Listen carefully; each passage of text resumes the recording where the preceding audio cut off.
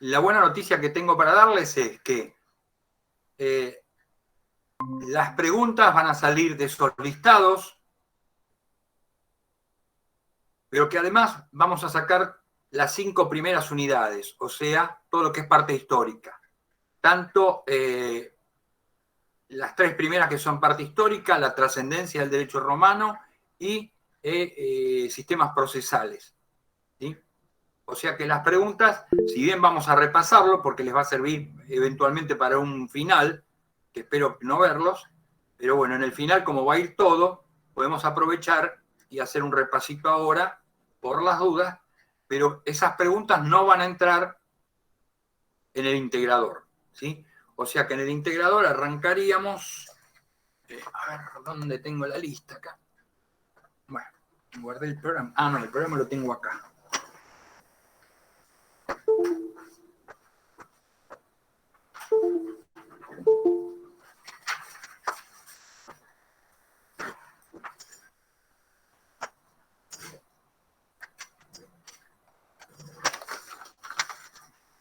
O sea que las preguntas para el parcial arrancarían en la unidad de persona, ¿sí?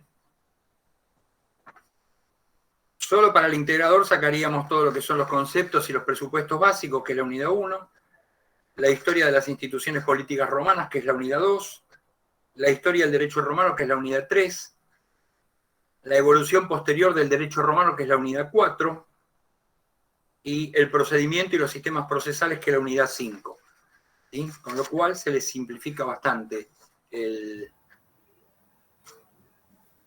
Buen día, profe. ¿Cómo va? Buen día, Bruno. Recién me metí. O sea que arranca en la unidad 7. No, en la 6. En la La 6. unidad de persona. ¿Sí? Ok. Y además, las preguntas van a salir, casi, creo que no hay ninguna que no esté contenida en el listado. Van a salir del listado que le dimos, ¿sí?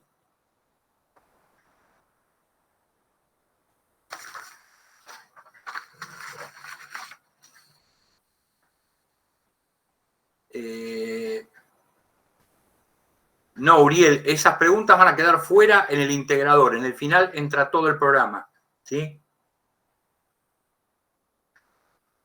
Por eso les dije hoy, antes que entraras vos, que no desaprovecharan la oportunidad del integrador. Que le pusieran pila al integrador para no tener que ir al final en el cual va a entrar todo.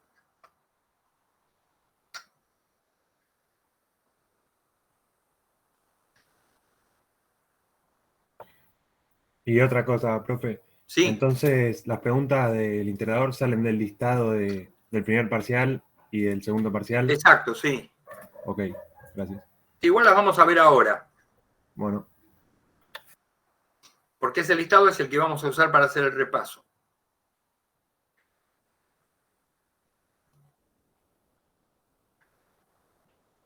Perfecto, profe. Se entendió claro. Si empezamos. ¿Eh? Empecemos si quiere. Así. Yo iba a esperar hasta I10 a ver si entra alguno más. Así, perfecto, siempre empezamos I10 por las dudas, para no romper la rutina. Sí, sí, claro, sí.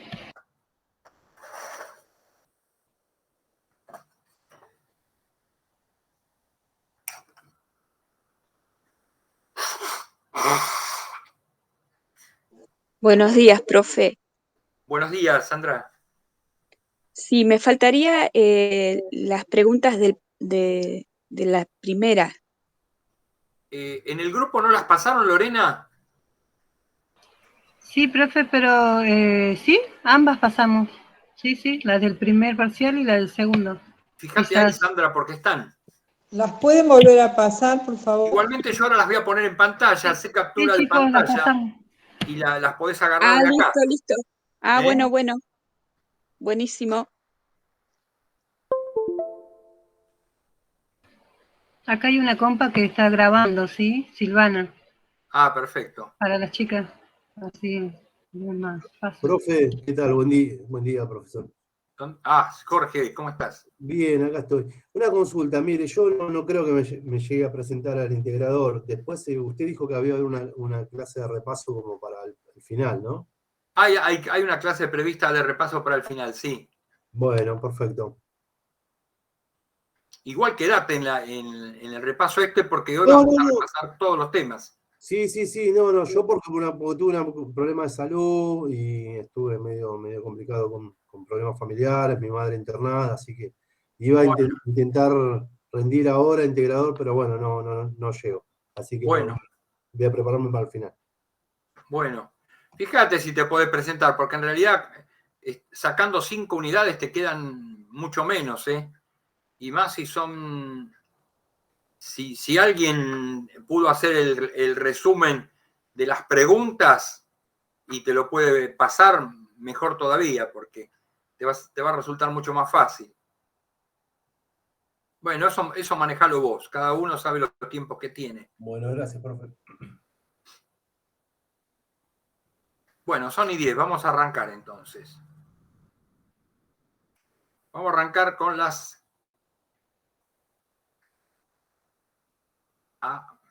pequeño detalle. No presenté. Pantalla completa. Compartir.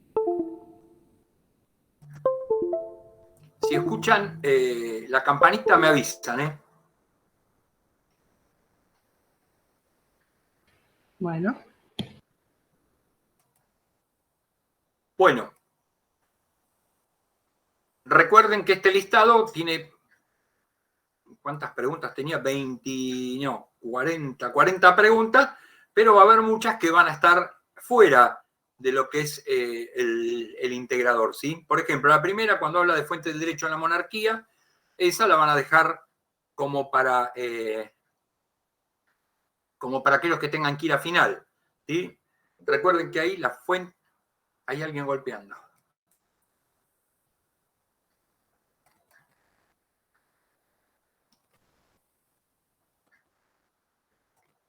Ahí las fuentes del derecho en la monarquía eran principalmente las mores maiorum, las leyes regias y la doctrina pontificia, ¿sí? La explicación, cuando le piden explicación breve, no un gran desarrollo. En general, las preguntas, para que no se divaguen, yo les pongo explique brevemente en las hojitas de los temas, ¿sí? Para que no piensen que hay que hacer un gran desarrollo. La pregunta 2 sí entra, manumisiones, concepto y clases. Manumitir significa liberar o otorgarle la libertad a un esclavo. Esa libertad puede provenir por la voluntad del amo o por mandato de la ley, ¿sí? Por ejemplo, si un esclavo presta un servicio a Roma, ejemplo, denunciando una traición, como premio, se le otorga la libertad. Eso es una manumisión otorgada por la ley. Pero las más normales son las que otorga el amo. Y ahí van a tener dos tipos de manumisiones, solemnes y no solemnes. Dentro de las solemnes van a tener... Bueno, hay alguien golpeando de vuelta. Ahí está.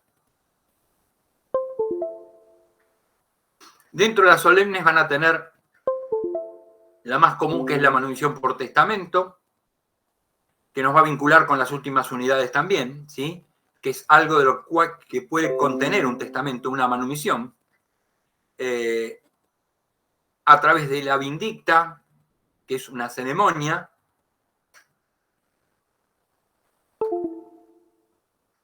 a través de la iglesia, ya en la época del cristianismo, o permitiéndole inscribirse en el censo. Al inscribirse en el censo se considera que es un hombre libre y que pasa a tener responsabilidades respecto a Roma. Las responsabilidades que pasa a tener respecto a Roma es tributar, lo que ellos llaman muneras, las cargas que tiene, munera y milicia. O sea que tiene que tributar y participar en la defensa de Roma a través de su incorporación al ejército. Las consecuencias que van a tener las manumisiones es en la categoría que van a dejar ubicada a la persona. Un esclavo manumitido en forma solemne se va a convertir en un liberto ciudadano romano, y un hombre manumitido en forma no solemne se va a convertir en un liberto latino juniano, ¿sí? Son dos categorías distintas de libertad. Después van a tener algunas preguntas que van a hablar de las leyes que restringen las manumisiones. Creo que hay por ahí unas preguntas, después las vamos a ver. La pregunta 3 también va a entrar, habla de los elementos naturales del negocio jurídico. Esos elementos del negocio jurídico, no sé si alguno usa el libro de Costa de ustedes. ¿Ninguno? Bueno. No, profe, yo no. Bueno, pero por ejemplo, el doctor Costa entiende él que los elementos naturales no existen en el negocio jurídico y son solamente aplicables a la compraventa. Nosotros en realidad los vemos en dos lugares distintos. Los vemos como elementos naturales del negocio jurídico y los vemos como los elementos naturales de la compraventa, que son la garantía de evicción y los vicios redivitorios o vicios ocultos de la cosa. ¿Sí? ¿Estamos de acuerdo hasta ahí? Sí, sí. Bueno. Sí, profe. La pregunta número 4 habla de dominio, posesión y tenencia, concepto y diferencias. Estos tres términos nos marcan la relación que va a tener una persona con respecto a una cosa. Y están puestos así no en forma caprichosa, sino porque implicarían una relación de mayor a menor con respecto a la cosa. El dominio va a estar considerado como el más pleno y absoluto señorío jurídico sobre una cosa corporal. ¿Qué quiere decir? Que el titular de dominio o propietario va a tener respecto de la cosa el cuerpo, el animus y el título. ¿Sí? En cambio, en la posesión, la vamos a definir como un señorío fáctico sobre una cosa, con la intención de tenerla para sí con exclusión de todos. ¿Qué quiere decir? Acá ya no hay un derecho, sino que la posesión es un hecho. Por eso es un señorío fáctico y no jurídico, como el dominio. Y vamos a tener que el poseedor va a tener solamente dos elementos. Un elemento objetivo, que es el corpus de la cosa, y un elemento subjetivo, que es el animus possidendi, ¿sí? El ánimo de poseerla. En cambio, en la tenencia, que sería el último escalón que nos va a referir a una relación persona-cosa, el tenedor o la tenencia es la mera detentación de una cosa, reconociendo su propiedad en su legítimo dueño. ¿Qué quiere decir? El tenedor simplemente va a detentar la cosa, pero no tiene, va a tener el corpus, pero no va a tener el animus, ¿sí? Ni el animus de poseerla, ni el animus de domino, porque no es ni dueño ni poseedor, ¿sí? Por eso tiene un solo elemento la tenencia, que es el corpus de la cosa. Por eso las diferencias estarían marcadas en que cada una va perdiendo un elemento. Una tiene título, corpus y animus, la otra tiene corpus y animus, y la otra tiene solamente corpus. ¿Estamos bien? Sí, profe. Sí, profe. Bueno. La pregunta 5 entra también, obviamente, habla de las servidumbres, y ustedes vieron que las servidumbres es una sujeción jurídica perpetua o de causa perpetua de un fundo en beneficio de otro o en beneficio de una persona basada en razones de utilidad. La clasificación va a hablar de servidumbres prediales, según sean que un fundo beneficia a otro, o en servidumbres personales, cuando el beneficiario sea una persona que se beneficie, ya sea con el uso de una cosa ajena. En realidad, si decimos uso de una cosa ajena, estaríamos englobando todo, porque va a poder usar y gozar de una cosa propiedad de otro, ya sea de un inmueble o del trabajo de esclavos o del trabajo de animales.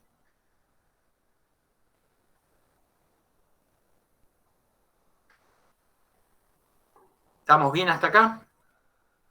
Profe, en esa pregunta hace falta hablar de, por ejemplo, en personales de uso, usufructo, habitación y todo eso, o solo las tienen que nombrar, sí, Okay. porque cuando habla de el concepto y la clasificación, ¿sí? Ustedes nómbrenlas, Bueno. ¿No? La pregunta 6 no va a entrar, fuente del derecho en la República. Ahí recuerden que la principal fuente del derecho en la República van a ser la ley de las 12 tablas. También van a tener los edictos pretorianos, ¿sí? Pero esa va a quedar para el final si llegan. Ojalá que no los vea. La pregunta 7 habla de los elementos esenciales del negocio jurídico. Ahí van a definir siempre, ¿sí? Y van a explicar brevemente cada uno. Los elementos esenciales son aquellos que son indispensables para la existencia del negocio jurídico. Y ahí tienen el objeto, la causa, la forma y la manifestación de la voluntad.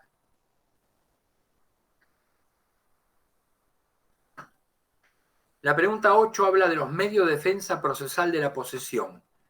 Son los llamados interdictos posesorios, ¿sí? Que son remedios otorgados por el pretor para defender al poseedor de una cosa, y ya sea que le sirvan para retener o para recuperar la posesión de ella. Y ahí van a tener para retener el utrubi y el uti possidetis, y para recuperar el interdicto un debi y el un debi armata o debi armata.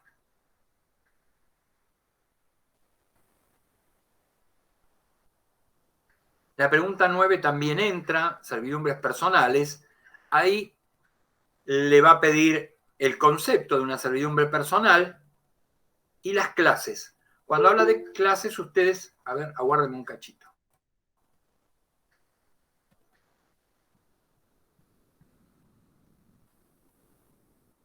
Cuando habla de clases, ustedes van a nombrar, ¿sí? Uso, usufructo, habitación y ópera de servorum u obra de los siervos, pero solamente van a explicar el usufructo, si la pregunta es así. ¿De acuerdo?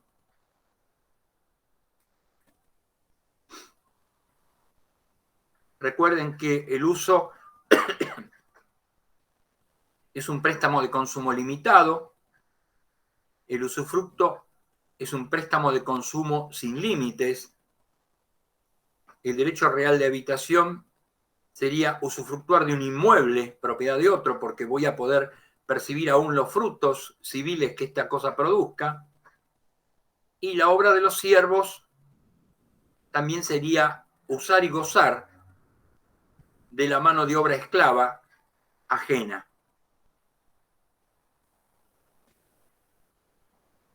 La pregunta 10 habla de las fuentes del derecho en el Principado. ¿Sí? Ahí van a tener como figura más importante las constituciones imperiales. ¿Sí? Los tipos de constituciones, los rescriptos,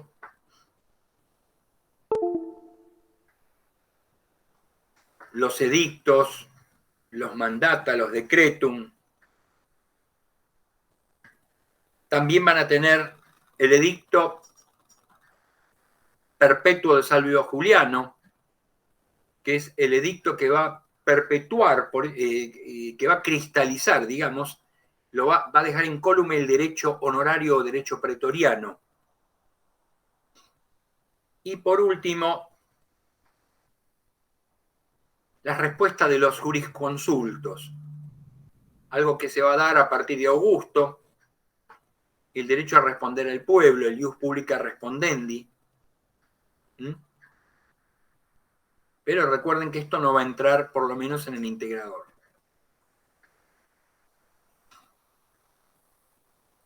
La pregunta 11 habla de tutela, concepto y formas de otorgarse la misma. Y ahí habla de fuerza y poder sobre una persona libre que en función de su edad no puede valerse por sí mismo. Se produce cuando un romano queda en condición de sui iuris en la menor edad y no puede manejarse, por lo tanto se le va a otorgar la tutela ante la ausencia de la patria potestad de su pater. Las formas en que se puede otorgar son 3. La tutela testamentaria, la tutela legítima y la tutela dativa.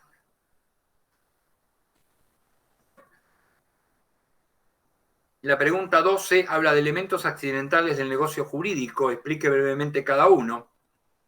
Los elementos accidentales del negocio jurídico son aquellos que son introducidos voluntariamente por las partes de común acuerdo para modificar o diferir los efectos de un acto jurídico. Y entre ellos tenemos la condición, que es cuando se supeditan o se difieren los efectos de un acto jurídico al acontecimiento o a un acontecimiento futuro e incierto. ¿Qué significaba supeditar, profe? Supeditar los efectos de un acto jurídico a un acontecimiento futuro e incierto. Por eso, supeditar, ¿qué Supeditar quería decir? es dejar pendiente de, ¿sí? Ah, Si yo sí. te digo que se tome oral o que se tome examen presencial, está supeditado a que no haya un rebrote de la epidemia. Quiere decir que si no hay un rebrote de la epidemia, se va a tomar un examen presencial, ¿sí? Claro, entiendo. Siempre debe ser un acontecimiento futuro e incierto. No puede ser, por ejemplo, el día que tu tío se muera, lo vas a heredar. ¿Por qué? Porque si bien es futuro, la muerte es cierta. Lo que hay es una incertidumbre en el plazo, pero el hecho, objetivamente, siempre es cierto. ¿Sí? Sí. Bueno, la condición, a ver, ¿dónde estoy? A ver, explique brevemente. No tienen ahí que empezar, como me preguntaba el otro día alguien, si se acuerdan y les da el tiempo, bárbaro, pero no se embarquen en poner condición suspensiva, resolutoria, causales, potestativas y mixtas, negativas o positivas. Si les da el tiempo y lo pueden dar, bárbaro, pero si no, explicación breve, ¿sí? Supeditar los efectos de un acto jurídico, un acontecimiento futuro, futuro e incierto. El otro elemento accidental que tienen es el plazo, que ahí sí es supeditar los efectos de un acto jurídico, un acontecimiento futuro, pero objetivamente cierto. ¿Sí? ¿Qué quiere decir? Lo que puede haber es incertidumbre en el plazo, pero no incertidumbre en el hecho. ¿Sí?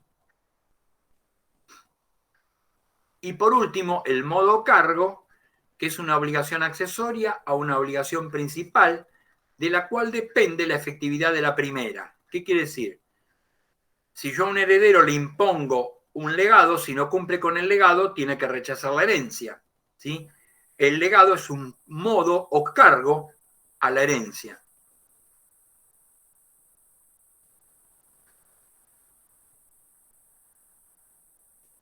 La pregunta 13 habla de los medios de defensa del dominio. Explique, y ahí tienen esencialmente 2 o 3 acciones. La primera es la actio reivindicatio, acción reivindicatoria, que es la que sirve para reclamar el dominio o propiedad sobre una cosa. La segunda es la acción publiciana in rem, que es una ficción jurídica por la cual a una persona que está en tren de usucapir una cosa, que la usucapión es una forma de adquirir el dominio a través del derecho civil, se le considera purgado el plazo de la usucapión y se le otorga la propiedad bonitaria de la cosa. ¿Sí? Fue creada por un pretor, es una solución pretoriana. Y después también tienen la acción negatoria, como medio de defensa del dominio. La pregunta 14 habla de ius in ager vectigalis, que significa derechos en la tierra sujeta a tributo, y los cuales tienen enfiteusis y superficie, ¿sí? Una tiene que ver con la explotación de la tierra, generalmente para fines agrícolas, la enfiteusis. Precisamente el término enfiteusis viene del griego y significa plantación. Y la superficie tiene por fin utilizar un suelo ajeno para erigir un inmueble en él, ¿sí? Que lo va a usar por un determinado tiempo, el cual va a estar establecido, finalizado el cual deberá devolver la superficie con lo que tenga adherido. Ahí tienen el pago de un canon anual, que no puede dejar de ser pagado durante más de 3 años seguidos, ¿sí? La posibilidad de modificar la estructura económica de la cosa. Por eso se parecen a las servidumbres personales, pero tienen diferencias, ¿sí? Las diferencias que tienen con las servidumbres personales es que acá se puede alterar la finalidad económica de la cosa y en las servidumbres personales no se puede hacer. Y la otra gran diferencia es que tanto la enfiteusis como las superficies van a durar por el tiempo convenido, generalmente a muy largo plazo, y son transmisibles a sus herederos, cosa que tampoco ocurre con las servidumbres personales, que se extinguen con la muerte de su titular, ¿sí?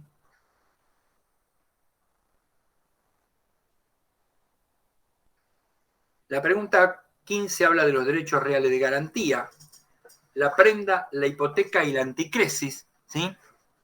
En Roma arrancan los derechos reales de garantía con la fiducia y la entrega en causa fiducia, o sea, entregarle en causa de fe al acreedor la posesión de una cosa o la propiedad de una cosa, constituía la prenda.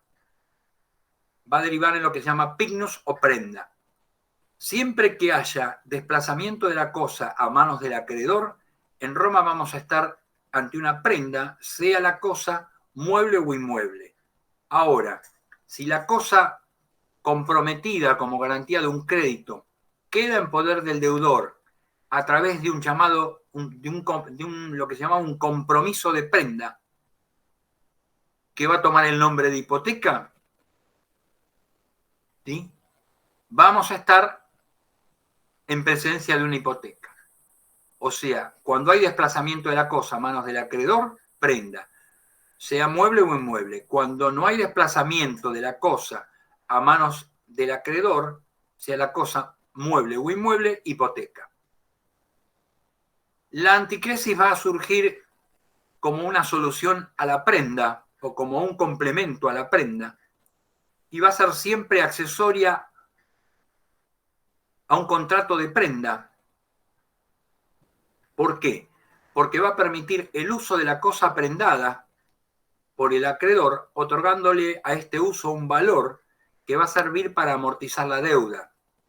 Eso le evitaba al acreedor prendario caer en furtum usus al usar la cosa, porque el acreedor prendario la debe mantener, pero no puede usarla, salvo que realice un contrato de anticresis, ¿sí? Bueno, la pregunta 16 tampoco va a entrar, son las fuentes del derecho en el dominado. Ahí van a tener el principio de las codificaciones, el código hermogeniano, el teodosiano, las leyes romano-bárbaras y, por último, la recopilación de Justiniano, que en la época de la Edad Media va a tomar el nombre de Corpus Juris Civile y que va a ser la base de todo el derecho romano occidental. Esa recuerden que no entra. La 17 entra peculios, concepto y clases, ¿sí? La palabra peculio significa partícula en latín y precisamente los peculios son partículas de bienes que le son entregadas al filio o al esclavo para que estos las administren.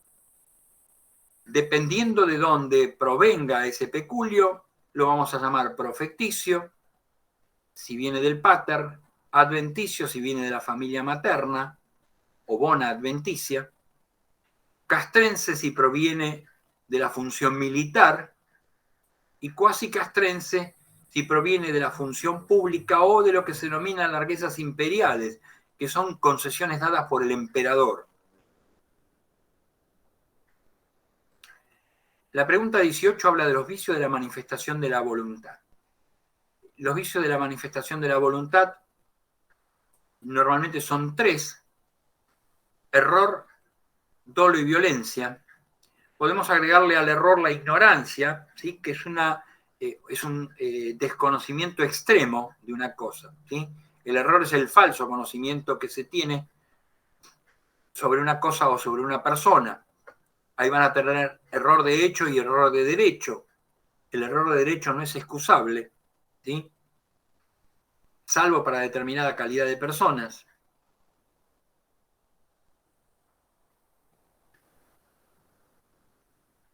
Yo les agregué una vez, pero igualmente no entraría en el parcial, lo que es la lesión enorme o enormísima, que con el tiempo va a entrar al derecho argentino a través de la llamada lesión subjetiva, ¿sí? Pero no importa, eso si no se lo acuerdan no hay problema. Lo que sí quiero que lo tengan en la mente para el día que lo precisen. Profe, Sí, decime. ¿puede ser que también agregó intimidación y simulación del código de Lesarge? No, lo que pasa es que en el código lo agregaron, pero como no vamos a ver la unidad de código, ¿sí? Que es la evolución posterior, que es la unidad número 4, no hay problema. ¿Sí? Bueno, perfecto. Estos son los que en Roma estaba el error, la ignorancia, el dolo y la violencia. Y la lesión enorme o enormísima, nada más. En realidad la simulación también existía, ¿sí? Pero bueno, no es tomada... Está bien porque los chicos me matan, basta. ¿Eh? Quedan esas que dijo. No, está bien, pero ténganlo presente que después va a aparecer con el tiempo la simulación, ¿sí? ¿Dónde está? Modo de adquirir... Bueno, los modos derivados de adquirir el dominio por el ius civile. Ahí tienen 4 que tienen que ver con la parte, ahí lo van a tener que ver con la parte de procedimiento, porque 2 de ellos corresponden al procedimiento, ¿sí? Los modos de adquirir el dominio en forma derivada por el ius civile son 4. La emancipatio, como ceremonia religiosa, la in iure sessio, o sesión de derecho, la adjudicatio y la litis a estimatio, o estimación de la litis. ¿Sí? La 20 no entra magistraturas, concepto y caracteres, explique, y las magistraturas son los órganos encargados de dirigir los destinos de Roma a partir de la República. ¿Sí? Antes no vamos a hablar de magistrados, sino que vamos a hablar en la época de la monarquía de auxiliares del rey. Los caracteres eran generalmente hablan de anuales, cuando hay algunas que no son anuales, pero son eminentemente temporales, ¿sí? Son electivas, son gratuitas, son colegiadas y son progresivas y son responsables, ¿sí?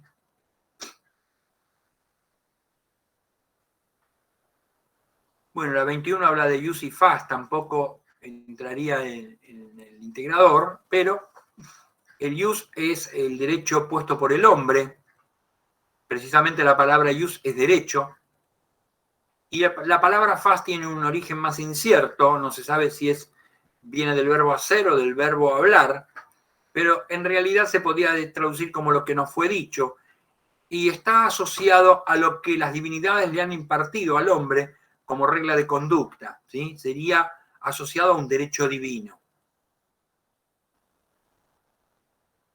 La 22 habla de la tria precepta iura de Ulpiano, su importancia en el derecho romano. En realidad, tampoco entra, pero la tria precepta iura son los preceptos que van a regir a todo el derecho romano. Todo el derecho romano debe estar o debe tender siempre a seguir esos preceptos.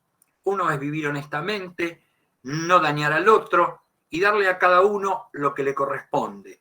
¿Sí? Esos serían los 3 preceptos. La reforma de Servio Tulio y su importancia en el futuro de Roma, en realidad Servio Tulio va a hacer una reforma administrativa muy importante, modificando la composición territorial de las tribus, ¿sí? O sea, implantando una división territorial de las tribus para romper con la hegemonía de las tribus étnicas y al crear el censo, da origen a los comicios centuriados, es en el cual se ven representadas las diferentes clases sociales de Roma. La instauración del censo va a imponer el pago de tributos a los ciudadanos romanos. La 24 habla de los modos originarios de adquirir el dominio por el ius gentium y naturales. Explique brevemente. Ahí tienen la accesión física, ¿sí? la occupatio, la traditio, perdón, el occupatio, no la traditio, es un modo derivado, la ocupación, la accesión, la insula influmina nata, el albius derelictus, ¿sí? La mistura, la plumbatura. Profe, perdón, Sí. ¿la reforma de Servio Tulio entra? Sí, sí, no, eso no, en el integrador no, Ah, ok, Yo ok. lo estoy pasando porque igual lo menciono porque después para el final va a entrar, así que así de pasadita lo digo. Bien, ¿Sí? bien. La 25 habla de el ius post limidium o derecho más allá de los límites y la ficción de la ley Cornelia. Tienen que ver,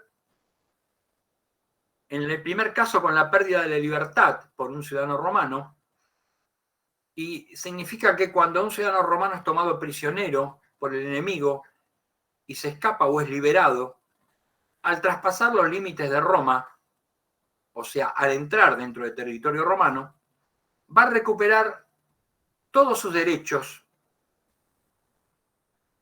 con excepción de aquellos que estén vinculados con la posesión. ¿Sí? ¿Qué quiere decir? La posesión sobre las cosas, no el derecho, no el dominio, sino la posesión sobre las cosas, y el matrimonio cuando esto hubiera sido celebrado a través del usus, ¿sí? No cuando hubiese sido a través de una confarreatio o a través de una coentio, ¿sí? Y además va a recuperar algo, por eso es una ficción, que sería imposible de recuperar, que es la ingenuitas. ¿Qué quiere decir? Ingenuo es aquel que habiendo nacido libre no conoció la esclavitud. Y acá este tipo la conoció. Pero está hecho como un premio a aquellos ciudadanos romanos que van a pelear por Roma, son tomados prisioneros y van como ciudadanos de primera categoría, y si se escapan, tras haber sufrido un montón, o son liberados, volverían a Roma como un ciudadano de segunda, no como un ingenuo, sino como un liberto. Y esto es concebido como un premio, por eso es una ficción. ¿Sí? La última, la ficción de la ley Cornelia, fue creada para darle validez a los testamentos. ¿Por qué? Porque cuando ustedes vieron la parte testamentaria, vieron que existe lo que se llama testamenti factio o capacidad para hacer testamento.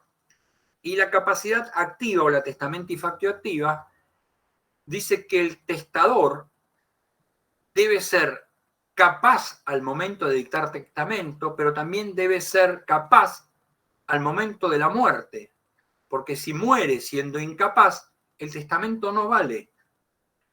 Por eso decían que si un ciudadano romano es tomado prisionero y muere en manos del enemigo, se va a pensar o se va a suponer que murió siendo libre y nunca fue esclavo, con lo cual tenían validez los testamentos. Y esto se hace para salvar la validez de los legados piadosos o legados a la iglesia que contenían los testamentos. No es hecho en forma gratuita, ¿sí? La pregunta 26 habla del comienzo de la existencia, los requisitos para ser tenido nacido con vida, y habla de los sabinianos y proculeyanos. Los requisitos que teníamos era total desprendimiento del seno materno, forma humana y, ¿qué más? Llorar. Eso para los proculeyanos. Para los sabinianos, cualquier signo de vida se iba a tener como comienzo de la existencia de una persona. ¿Por qué es importante? Porque del comienzo de la existencia depende la cristalización de los derechos que tenía en expectativa. Si había sido instituido heredero en una sucesión, si nace sin vida, o si viene al mundo sin vida, porque si nace, nace con vida, se supone. Si viene al mundo sin vida, o sea, si es alumbrado muerto, nunca recibió la sucesión y por lo tanto nunca la va a poder transferir a sus herederos. En cambio, si hubiese nacido con vida y hubiese vivido aunque sea un instante, en ese instante de vida adquiere los derechos que tenía en expectativa y los transmite con su muerte. ¿Sí? Esa es la importancia de determinar el nacimiento de una persona.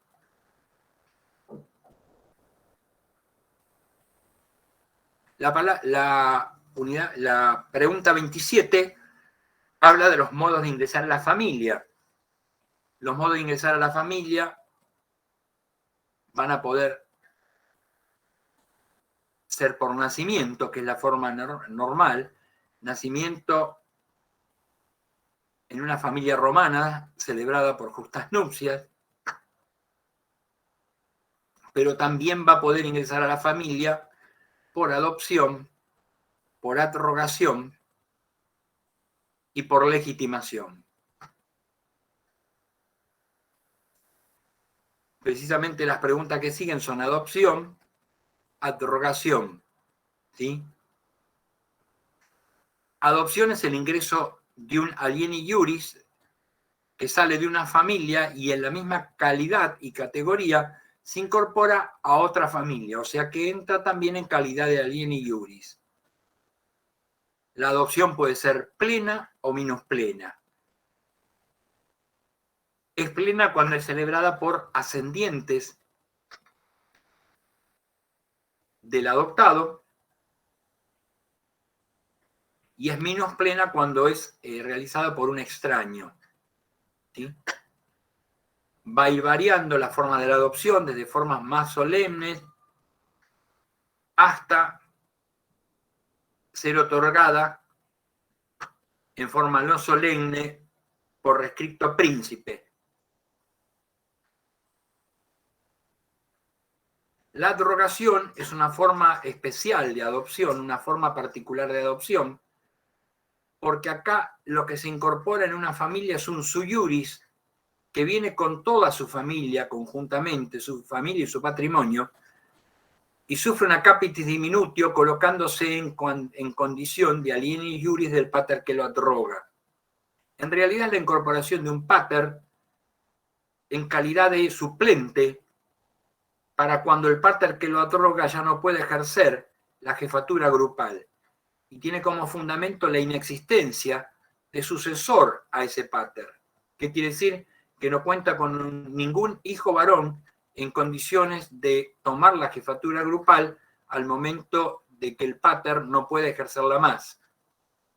Ahí van a tener los requisitos de la mayoría, ser el pater atrogante mayor de 60 años y no tener hijos varones en condiciones de sucederlo, y que no haya diferencias sociales entre el pater que atroga y el pater atrogado, y que el pater atrogante tenga mayor fortuna que el pater atrogado.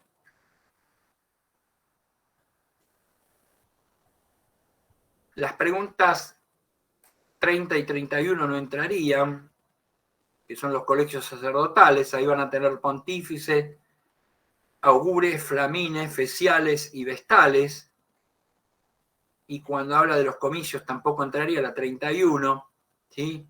Van a tener desde los más antiguos los comicios calados o comicios curiados. Van a tener luego los comicios centuriados. Van a tener los comicios tribados. Y van a tener los concilia plebes o comicios de la plebe.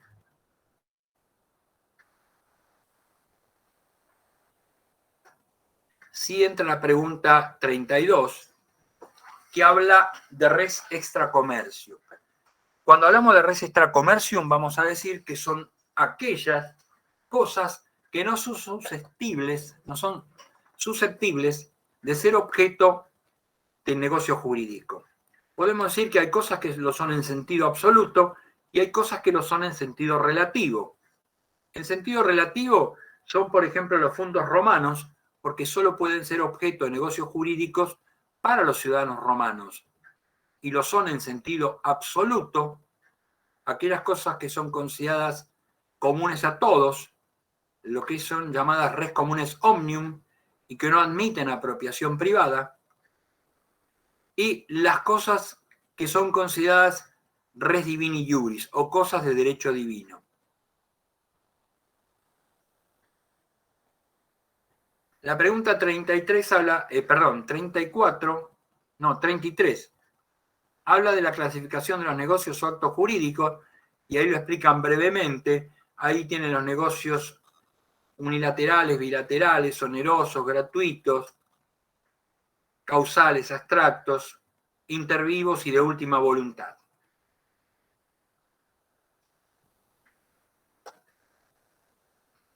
La pregunta 34 habla de la clasificación de las cosas, 2 puntos, diferencia entre frutos y productos. Ahí definen, frutos es lo que la cosa fructífera produce periódicamente sin alterar su finalidad económica ni su sustancia. Ejemplo, una vaca produce leche, pero no modifica su esencia al producirla, ¿sí? Los productos, en cambio, son el resultado de la transformación de una cosa en otra.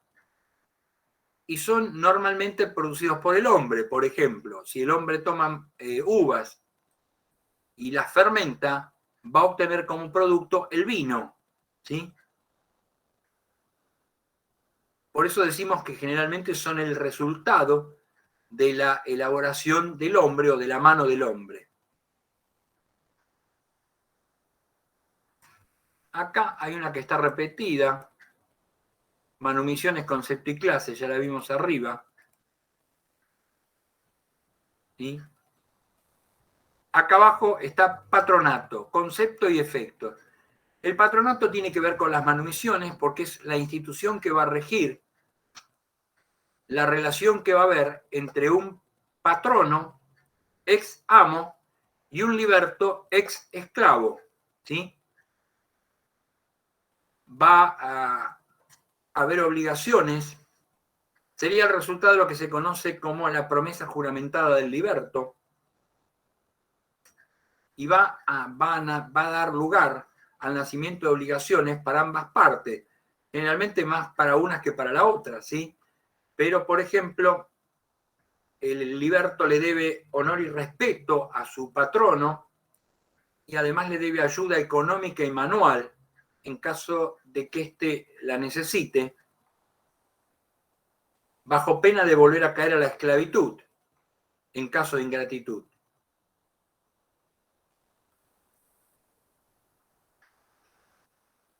La pregunta 37 habla de las leyes que restringen las manumisiones. Ahí esencialmente van a tener dos. Una, la llamada Lex Aelia Sentia, que va a limitar la posibilidad de manumitir cuando un amo sea menor de 20 años o cuando el esclavo sea menor de 30. Tampoco se va a poder manumitir en fraude a los acreedores, ni manumitir a aquellos que hubieran caído en la esclavitud por penas infamantes.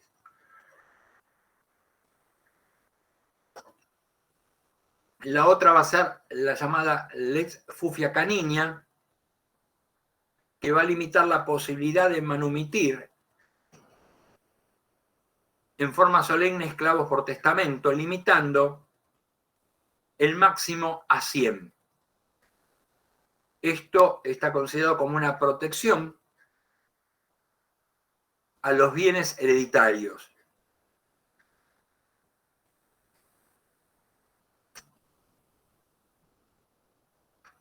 La 38 habla de los factores que alteran la capacidad en Roma. Ahí, como factores que alteran la capacidad, tienen la edad, el sexo, el honor civil o infamia y el estado mental. Recuerden que hay dos, mentecaptus y furiosus, y podríamos agregarle también la prodigalidad como un factor que altera la capacidad y que está vinculado con el estado mental. ¿Sí? La 39 hablan de la diferencia entre el homo y la persona. El homo es el ente psicofísico y la persona es un homo más sus circunstancias. Esas circunstancias que lo rodean son los llamados estatus. O sea, el estado de hombre libre, el estado de ciudadano romano y el estado de integrante de una determinada familia. Precisamente la pregunta siguiente habla de las capitis diminutio, y la capitis diminutio implica la pérdida de alguno de estos estatus.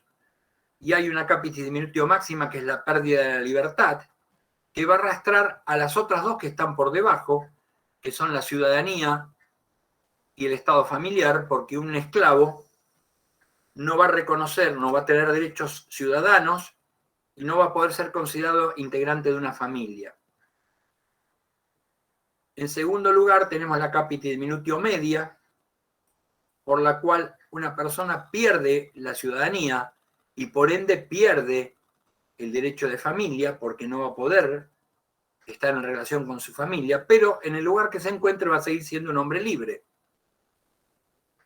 Y por último, la llamada capitis diminutio mínima, que es cuando una persona, siendo libre y manteniendo su lugar de vida en Roma, pierde su relación de familia, deja su familia para entrar en otra. Esa pérdida digamos, de capacidad, lo que extingue es el llamado status familiae. Pero si bien lo extingue para un lado, va a generar otro estado de familia con respecto a otro, ¿sí? Con lo cual estaría cambiando solamente el estatus. Bueno, con esto más o menos tendríamos todas las preguntas que entrarían de la primera parte. ¿Alguna duda? Por mi parte no, profe. No, ¿Cómo profe. están? ¿Estamos bien? Por mi parte tampoco. Todo muy claro, profe. Bueno, vamos a descansar 2 minutos y vamos a seguir. Vamos a achicar esto y vamos a ir a la otra. Villagra Erika me pregunta acá, veo el chat recién, ¿la reforma de Servitulio entra? No, Villagra, va a entrar eventualmente en el final, pero para el examen del viernes vamos a tomar preguntas que entren de la unidad 6 a la unidad 18, ¿sí? Y las preguntas van a salir de estos listados que estamos usando para hacer el repaso. O sea, que de estas 40 todavía hay que podarle todas las preguntas que tienen que ver con la unidad 1 y de la unidad 1 a la unidad 5 inclusive.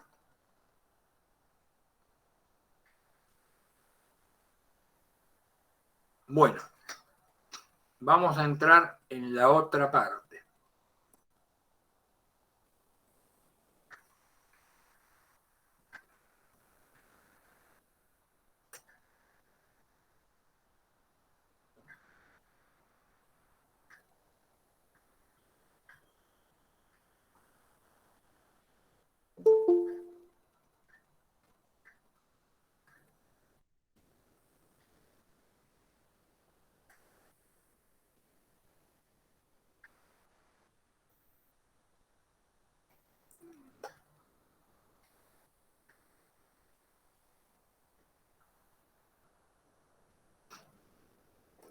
Bueno, vamos a arrancar.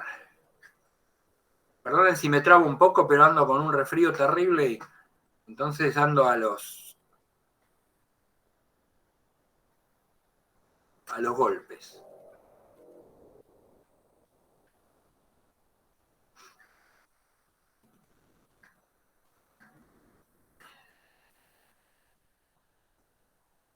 Bueno, la pregunta 1 habla de los elementos naturales del negocio jurídico. Explique. Esa pregunta también estaba en la anterior, me parece, si no me equivoco, ¿no? Sí, es que el anterior tenía alguno del segundo también. Ah, porque hay un problema, porque las preguntas esas eran de la época vieja, del programa, de los programas anteriores. Bueno, no importa. Bueno, entonces los elementos naturales los vimos, elementos esenciales también. Tutela también lo vimos, elementos accidentales también, los peculios, concepto y clase. Bueno, le van a quedar menos preguntas.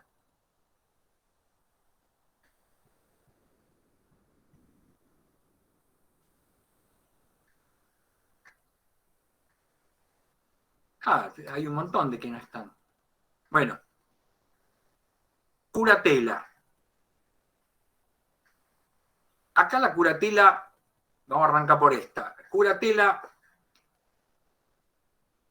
se parece mucho a la tutela, pero en realidad es la fuerza que se ejerce sobre una persona, o fuerza y poder que se ejerce sobre una persona que en función de su estado mental no puede administrar su persona o administrar sus bienes y dirigir su persona. ¿Qué quiere decir? Una persona que ha quedado en condición de sui iuris, pero por su estado mental no se puede manejar a sí misma. No tiene nadie que ejerza sobre él la patria potestad, porque si hubiera alguien que ejerciera la patria potestad, la curatela no existe. Solamente se le va a aplicar a aquellos que son sui iuris, ¿sí?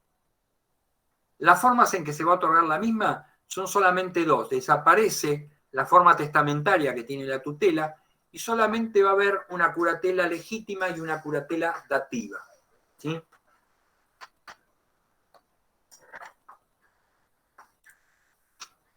El tema de la agnación y la cognación son dos vínculos, ¿sí?, que están relacionados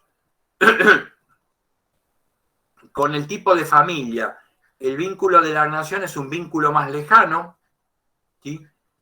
Vimos que llegaba hasta el 6º grado por la línea de los varones, en tanto que la cognación es el vínculo estrictamente sanguíneo, ¿sí?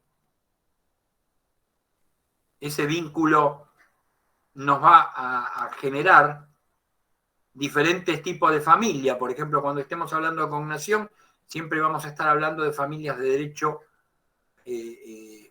un derecho común, perdón, no un derecho común, sino un derecho propio. En cambio, cuando estemos hablando de agnación, vamos a hablar de las familias que están hablando de un derecho común, o lo que era la familia común y juridicta, ¿sí?, con respecto a la cognación, que son las familias propio y juridicta, ¿sí? Una era en sentido ampliado y la otra en sentido restringido. La pregunta 13 habla de los modos de contraer matrimonio. Ahí tienen la confarreatio, la coemptio y el usus, ¿sí? Cuando habla de impedimentos para contraer matrimonio, ustedes van a tener... Profe, disculpe. Sí. ¿Contestamos eso solo o hay que poner cada uno en el modo de contraer matrimonio? No, Okay. expliquen someramente o muy brevemente qué es cada uno, ¿sí? Como no dice explíqueme, está bien. ¿Cómo, cómo? Como no dice explique, pensé que no hacía falta. Esperá, ¿dónde está? La 13. Ah, bueno, porque lo que pasa es que este es un borrador. Después las preguntas siempre va a decir explique brevemente, ¿sí? No, gracias. Lo mismo que los impedimentos. Los impedimentos para contraer matrimonio hay unos cuantos. Pongan los que más se acuerden, ¿sí? Los más comunes son impedimento de ligamen, impedimento ético, impedimento por consanguinidad, por clase social, ¿sí?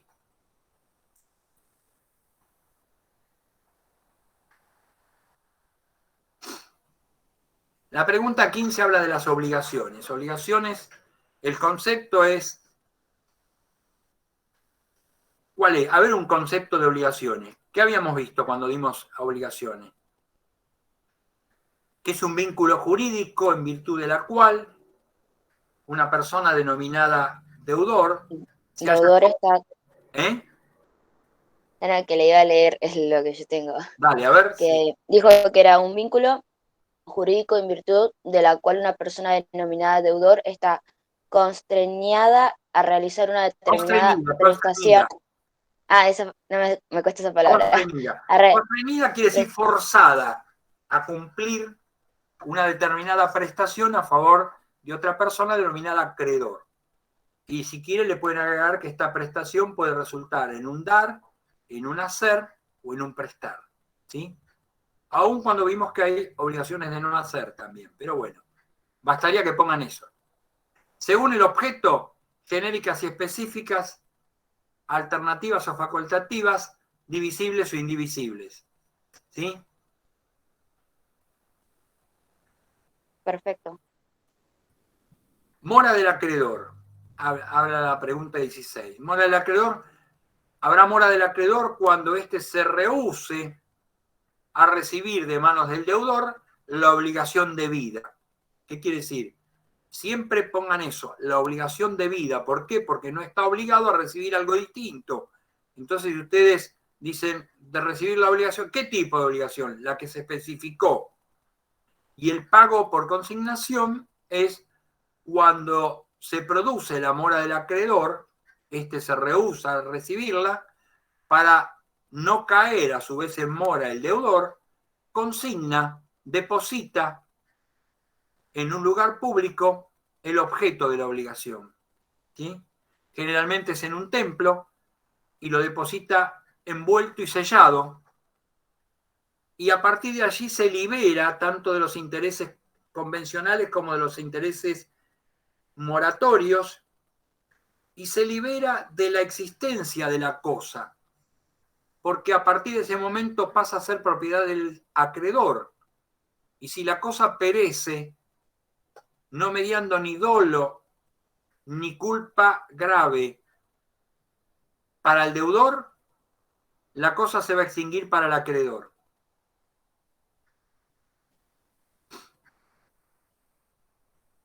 Lo van a ver en mora del acreedor y también puede existir en pago como medio de extinción de obligaciones, el pago por consignación. ¿Sí? La pregunta 17 habla de los medios o percepciones de extinguir obligaciones.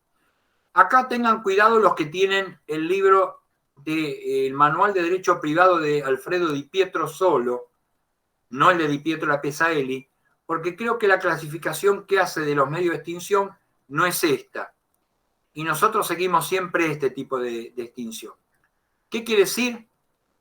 Son medios o perceptionis porque, si bien no van a extinguir todos los efectos de una obligación, el deudor va a disponer de una excepción para oponer al avance de cualquier acción del acreedor.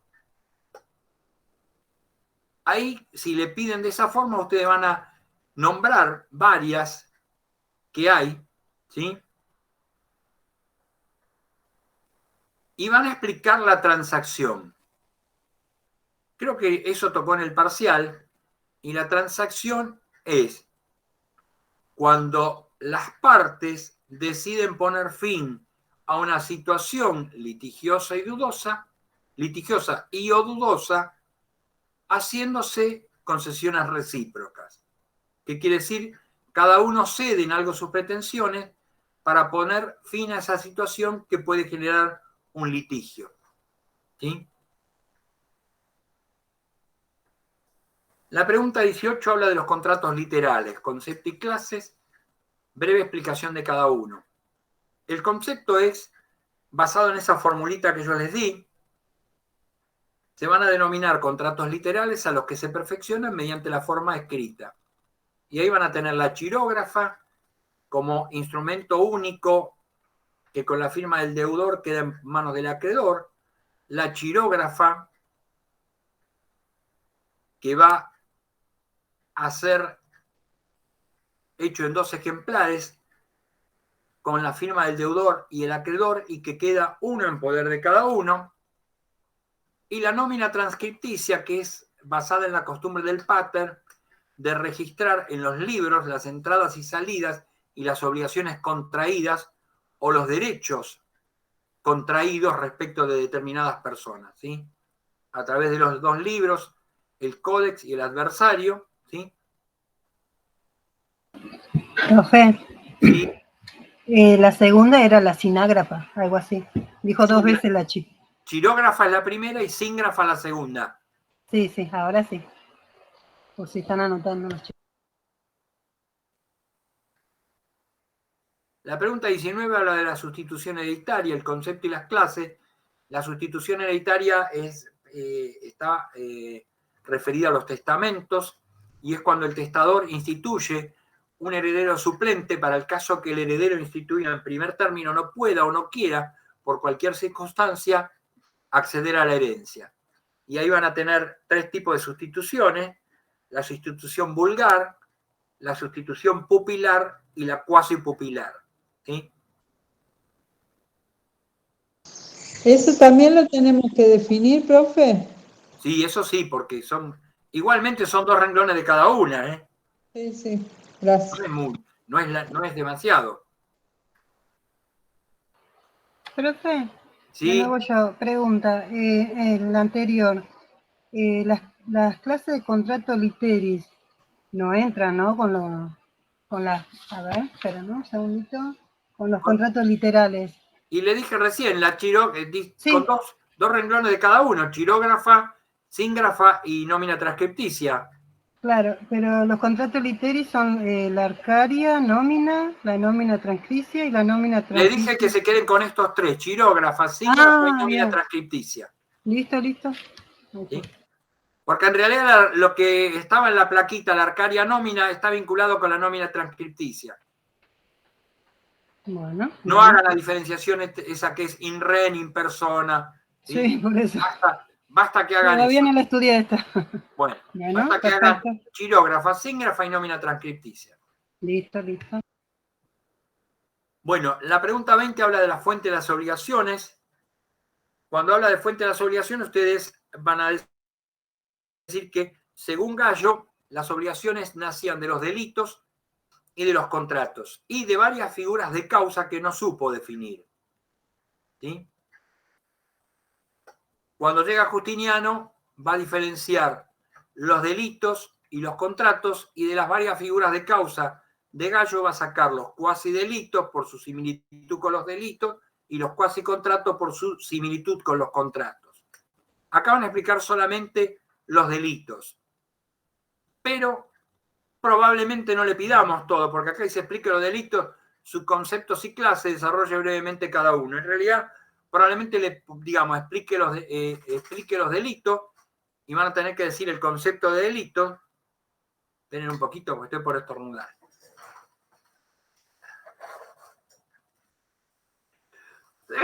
Bueno.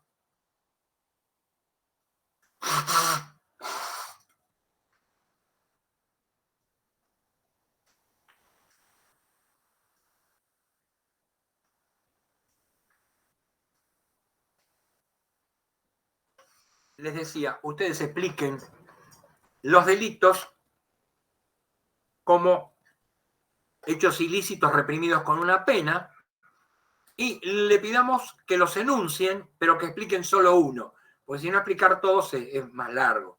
¿Sí? Ahí tendrían que decir que, bueno, como delitos se conoció el furtum, la rapina, la injuria y el damnum injuria datum.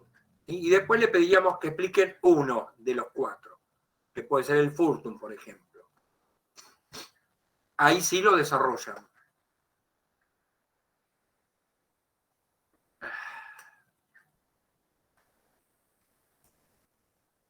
La 21 habla de los medios ipso iure de extinguir obligaciones. Cuando hablamos de ipso iure, hablamos de extinción de pleno derecho, y son todos aquellos hechos que, producidos, extinguen todos los efectos de una obligación, no dejando nada subsistente. ¿Qué quiere decir? Que producido ese hecho, no queda nada de la obligación, queda completamente extinta. ¿Sí? Entre ellos tienen el pago, la novación. ¿Sí? Acá le pide que explique la novación, que es dar por extinta una obligación preexistente para generar en su lugar una nueva que la va a reemplazar. Debe haber para ello animus novandi. Generalmente se puede cambiar todo lo que hay en la obligación, y algunos autores dicen que lo que debe quedar subsistente es el objeto de la misma. Otros dicen que se puede cambiar el objeto también. ¿Sí? Pero en general se pueden aplicar plazos, se pueden cambiar al acreedor, se puede cambiar al deudor, se pueden incorporar garantes. ¿Mm? Se puede convertir una obligación natural en una obligación civil. Cualquier tipo de modificación que se pueda hacer. Perdón, profe. Entonces, ¿sí? de ahí estudiamos la innovación para desarrollar y las otras las nombramos, por si nos toca esa pregunta. No. Estudiarlas se estudian todas. Probablemente esté la novación como puede haber otra. Ah, ok. ¿Sí? Pero se le va a pedir una sola.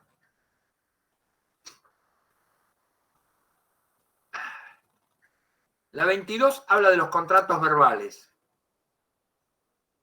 Acá de vuelta usan la formulita, se denominan contratos verbales aquellos que se perfeccionan mediante el pronunciamiento de ciertas palabras solemnes. Y ahí tienen la esponsio, la stipulatio, la promesa juramentada del liberto y la promesa de dote. ¿Sí? Con 2 renglones cada una lo definen.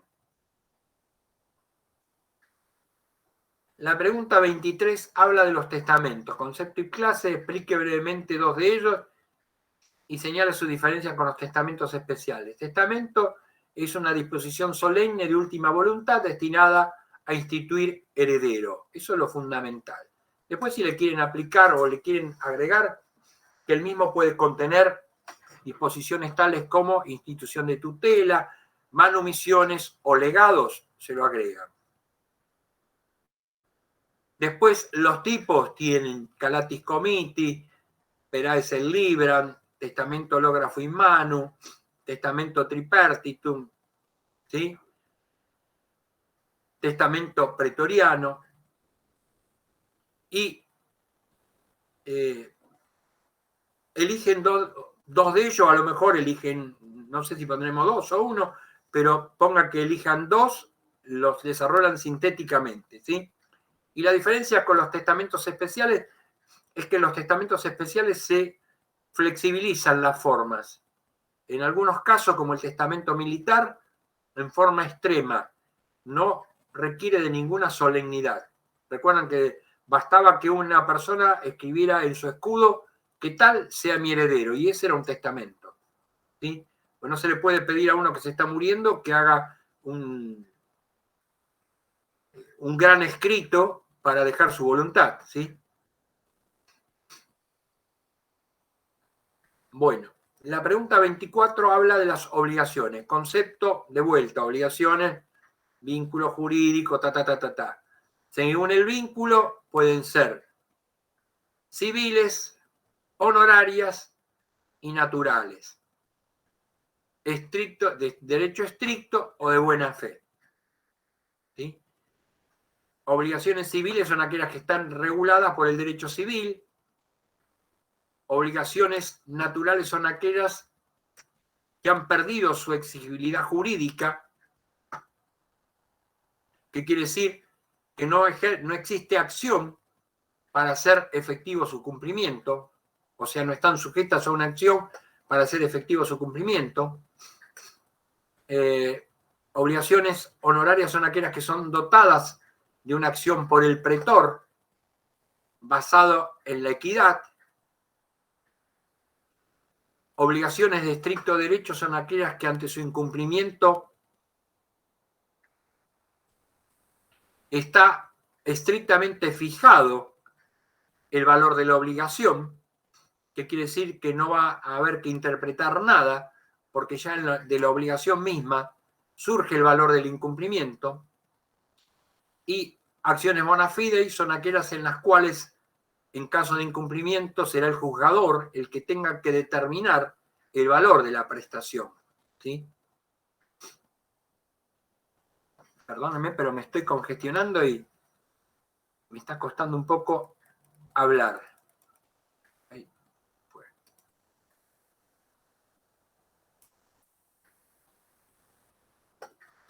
Bueno, la pregunta 25 habla de la fuente de las obligaciones y explique los cuasidelitos. ¿Sí? Los cuasidelitos son aquellos hechos ilícitos de los cuales se desprenden obligaciones, pero no constituyen delito porque no han sido realizados con dolo, o sea que ha mediado culpa por parte del autor. Y ahí tienen el efusum, el deiectum, el positum, el suspensum, el juez que hace suya la causa y la responsabilidad de los nautas y caupones, o sea, de los dueños de navíos o de los dueños de posadas.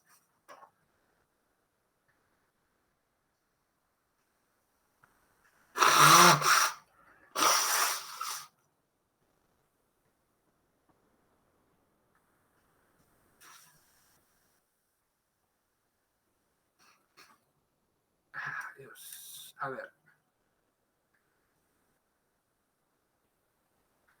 La 26 habla de los conceptos, de los contratos reales. De vuelta a la formulita, se denominan contratos reales aquellos que se perfeccionan mediante la entrega de la cosa. Las clases son mutuo, prenda, comodato y depósito. Acá le pide el mutuo, le puede pedir cualquiera, la otra vez le pedimos el depósito, le podemos pedir uno solo de ellos. ¿Sí? Mutuo es préstamo de consumo. ¿Sí? ¿Y cómo lo definen? Habrá mutuo cuando una persona denominada mutuante entregue a otra denominada mutuario una cantidad de cosas consumibles y o fungibles para que pasado un determinado tiempo le devuelva la misma cantidad y calidad de cosas. Con el tiempo se admitió la aplicación de intereses al mutuo, dejando de ser gratuito para pasar a ser un mutuo oneroso. ¿Sí? Esos intereses se denominaban usurae. La pregunta 27 habla de las acciones derivadas de la tutela. ¿Sí? En general van a tener 4 acciones en la tutela. Una llamada actio tutela directa, que va a ser la que va a tener el pupilo respecto del tutor para reclamarle cualquier anormalidad ante la rendición de cuentas de la tutela. Una actio tutela contraria que va a tener el tutor con respecto al pupilo cuando hubiese utilizado fondos propios para solventar gastos del pupilo. Una llamada actio suspecti tutoris o acción para suspender al tutor, que va a estar destinada a reemplazar al tutor por mal cumplimiento de su función y tiene carácter infamante. Y una llamada acción de distracción de bienes o actio rationibus distraendi, que es para recuperar los bienes que hubieran sido fraudulentamente sacados del patrimonio del pupilo por parte del tutor.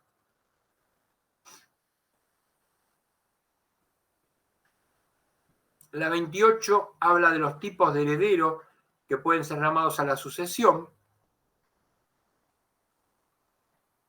Y acá van a tener a los herederos suyos y necesarios, a los herederos a los herederos necesarios y a los herederos extraños o voluntarios.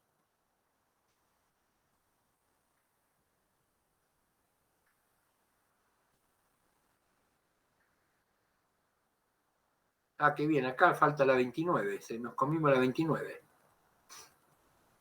Bueno, la 30 habla de la fuente de las obligaciones, explique los cuasicontratos.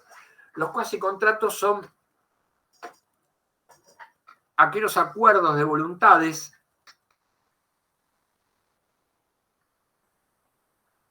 que se parecen a un contrato, pero no lo son porque no cuentan con la manifestación de la voluntad de la persona en favor de quien se hace. ¿Qué quiere decir? Que hay otro que presta su consentimiento, pero sin tener poder ni mandato de la parte. O sea, que lo hace sin que ésta tenga conocimiento o sin que ésta intervenga. Por lo cual, estos hechos están supeditados a la posterior aceptación por parte de aquel que se va a beneficiar con el acto. El más conocido de todos es la llamada gestión de negocio o negotium gestio, que es cuando una persona realiza algún acto a favor de otro sin mediar poder ni mandato de éste. ¿Sí? Es una figura que se parece al mandato, pero como no cuenta con la previa aprobación o con la previa manda del mandante, no es un contrato, sino queda en el campo de los cuasicontratos. ¿Sí? Ahí van a tener también la tutela, ¿sí? El condominio. La 31 habla del caso fortuito y la fuerza mayor. Concepto de cada uno y su incidencia ante un deudor o acreedor moroso. En realidad, caso fortuito es aquello que no pudo ser previsto y fuerza mayor es aquello que aún siendo previsto no pudo ser evitado. ¿Cómo inciden ante un deudor o un acreedor moroso? Que tanto el deudor como el acreedor moroso no se benefician con el caso fortuito ni la fuerza mayor. Por lo tanto, se dicen que ambos, o en ambos casos, la mora agrava la situación jurídica de estos. ¿Sí? ¿Por qué? Porque si tanto deudor como acreedor estuviesen al día, el caso fortuito o la fuerza mayor no le serían imputables. Pero si se encuentran en mora, sí le es imputable en ambos casos. ¿Sí?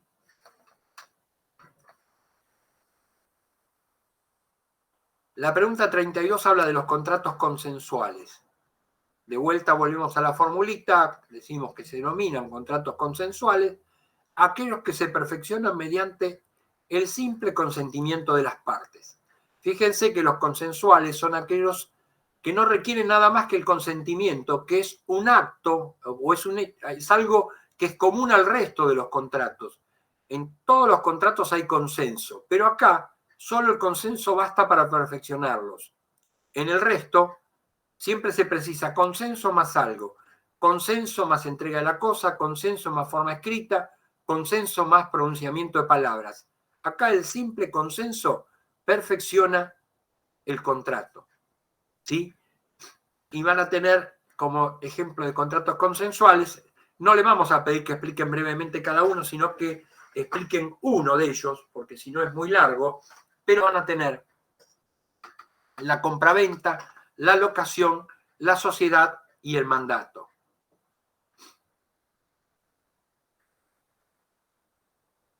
La pregunta 33 habla del beneficio de inventario y la separatio bonorum. Concepto y diferencias.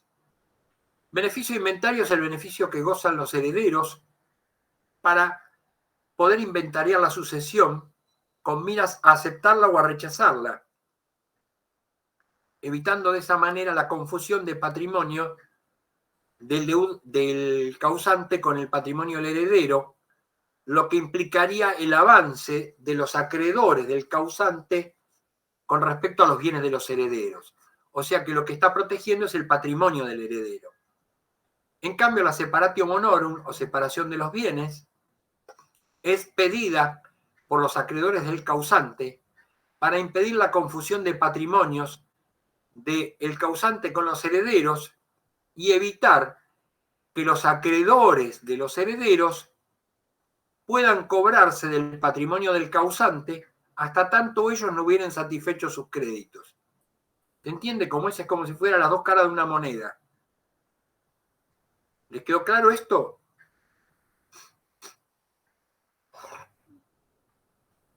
Hola, hola. Profe, la Sí, unidad, profe, sí.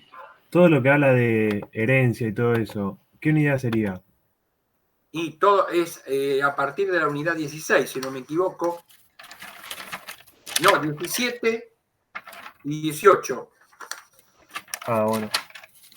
En sucesiones, ¿no? Claro. Ok.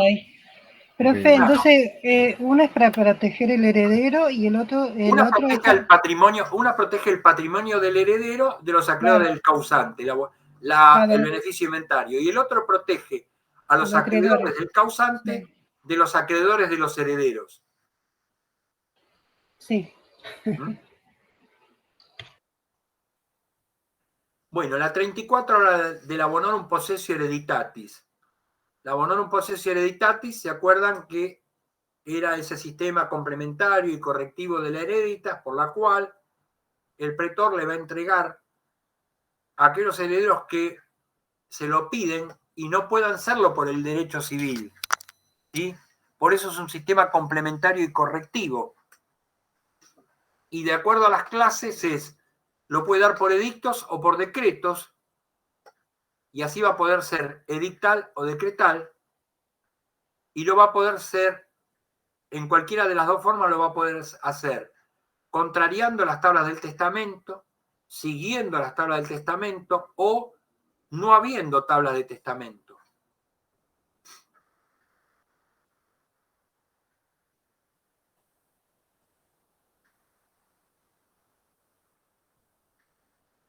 La 35 habla de pago por consignación. En realidad, eso aplica a lo que vimos consignación como salida de la mora, ¿sí? Y es cuando generalmente se paga por consignación cuando el acreedor se niega a recibir la prestación debida, ¿sí? Ya dijimos que se depositaba en un templo, que con ello cesan los intereses moratorios y los intereses convencionales, y se libera el deudor de la responsabilidad por la subsistencia de la cosa.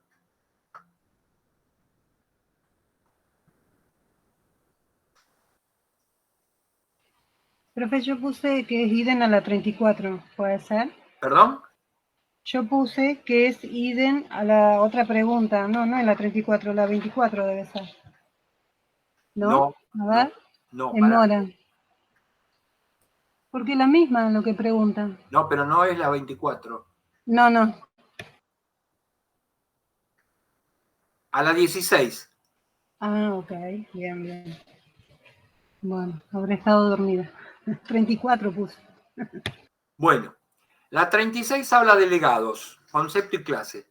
Los legados son disposición de última voluntad a título singular, con cargo al heredero, contenido en un testamento o en un codicilo confirmado, para que a la muerte del testador entregue o permita tomar a una persona denominada legatario un bien que puede ser tanto del patrimonio del causante como del patrimonio del heredero o aún de un tercero.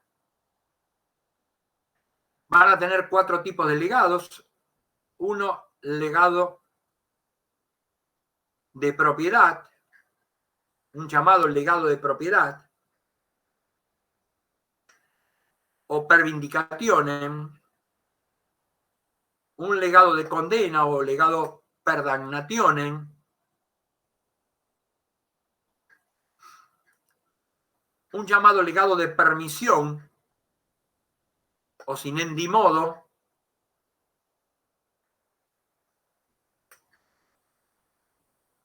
y un último legado llamado per praeceptionem o legado anticipado, ¿sí? Que son los 4 tipos de legados. Tengan en cuenta que el legado siempre es como cláusula accesoria a un testamento o un codicilo confirmado.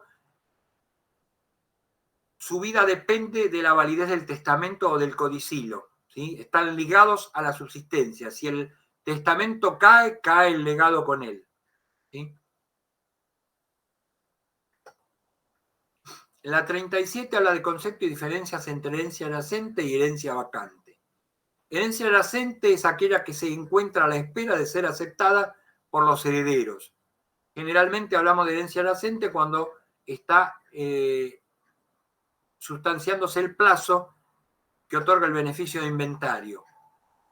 Y herencia vacante es aquella que, habiéndose vencido los plazos para ser aceptada por los herederos, ninguno se presenta a tomar la herencia.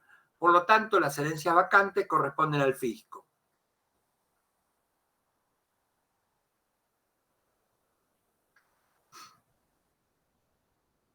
La 38 habla de obligaciones según el sujeto. Bueno, ahí van a tener obligaciones de sujeto fijo, obligaciones de sujeto ambulatorio, obligaciones solidarias, mancomunadas, parciarias, cumulativas, ¿sí? Obligaciones intuitu persona.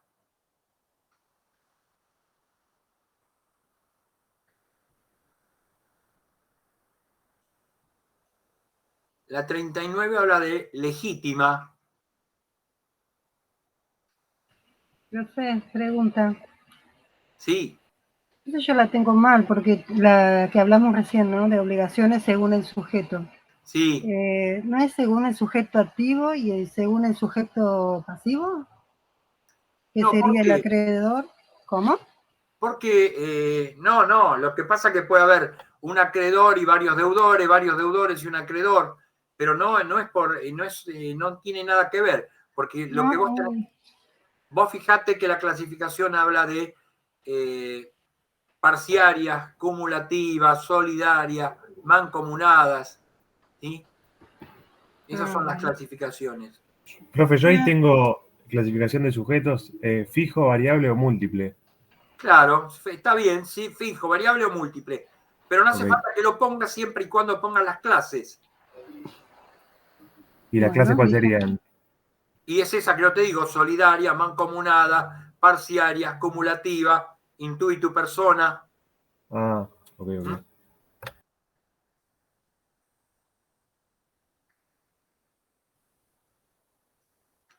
La 39 habla de la legítima, concepto y evolución.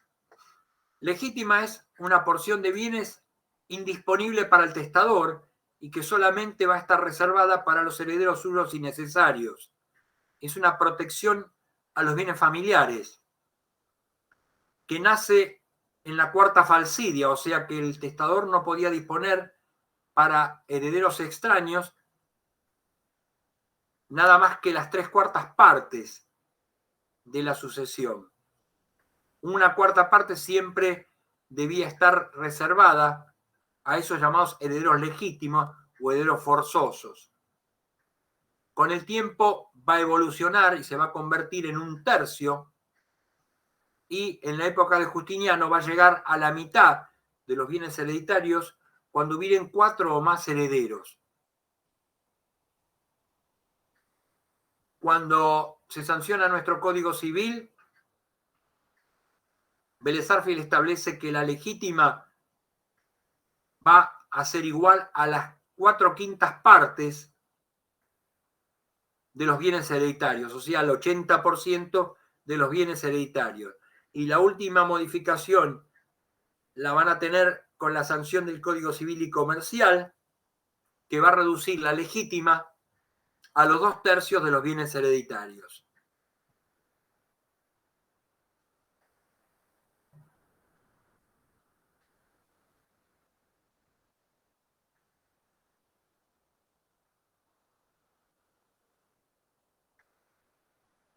Los pactos de la compraventa.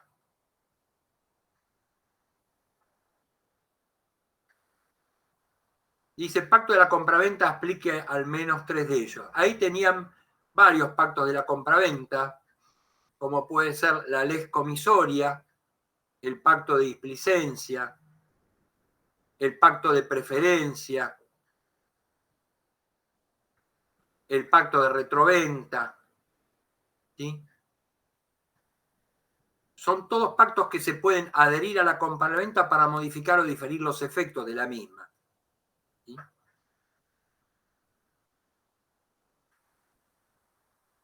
La 41 habla de la acción pauliana. Le dije que la acción pauliana fue creada como un remedio para solucionar las ventas fraudulentas que provocaban la insolvencia del deudor para no responder ante el acreedor. Y van a tratar de decretar la nulidad o buscarla anular todos los actos dados en fraude a los acreedores. Pero como van dirigidos a los terceros que entren en propiedad del bien, vamos a tener que observar varias cosas. Por ejemplo, van a proceder contra todo acto de disposición a título gratuito que haya realizado el deudor, sin importar que haya sido de mala o de buena fe.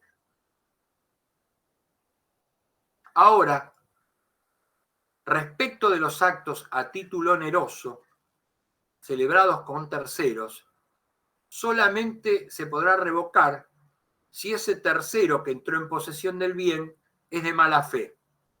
¿Cómo se iba a juzgar la mala fe? Si el tercero estaba en conocimiento de que la persona con la que estaba contratando era una persona insolvente, ¿sí?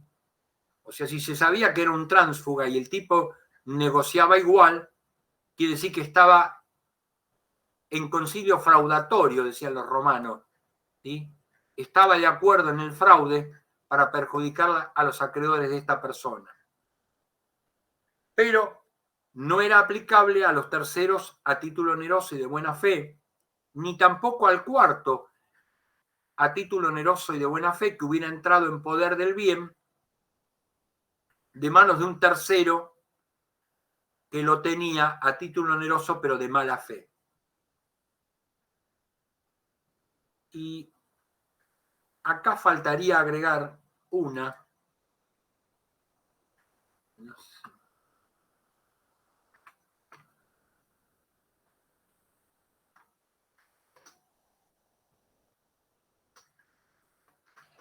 Esa sería la 29, profe, que faltaba. Sí, pero la puedo poner en la 29, tenés razón. Claro. Buena idea. Ahora me voy para arriba entonces. Igual no se asusten porque es una pregunta que la saben recontra sabida.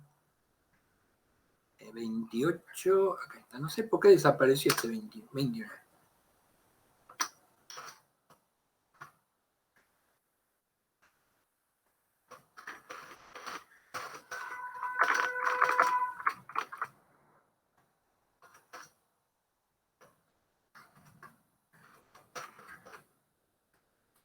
Testamentifactio. Recuerdan que la testamentifactio es la capacidad. Hay dos testamentifactio, una activa y una pasiva. La testamentifactio activa es la capacidad que tiene una persona para otorgar testamento y transmitir por testamento. Por eso la testamentifactio activa tiene que estar presente al momento de dar el testamento y al momento de morir para transferir por testamento. Es el fundamento de la fictio lex Cornelia ese. ¿Sí? Y la testamentifactio pasiva es la capacidad que se tiene para ser heredero, legatario o testigo en un testamento. ¿Sí? Es muy sencillo. Esperen que le vamos a poner guardar. Guardar, ahí está. Bueno, con esto más o menos, las preguntas no van a salir de acá. ¿Sí? Así que yo les diría, si tienen tiempo, háganse un resumencito basado en esta pregunta y no le van a poder errar. No hay posibilidad que les vaya mal. ¿Sí? Bueno. Perfecto, profe, muy bien. Sí, profe, perfecto. ¿Alguna pregunta que quieran hacer? A las 11, ¿no? Hay que estar. A las 11, sí. Bueno. Sí, porque seguramente van a ser, si los tenemos que dividir en más de 2 aulas, bueno, ahí haremos 2 turnos, pero vamos a tratar de que sea un solo turno para todos. ¿Sí? Bien, bien. Bueno, gente, nos vemos entonces, Dios mediante, el viernes a las 11. Bueno, ya nos vemos, profe. Bueno, Muchas gracias. profe, ¿se va a poder usar el cronograma? El programa.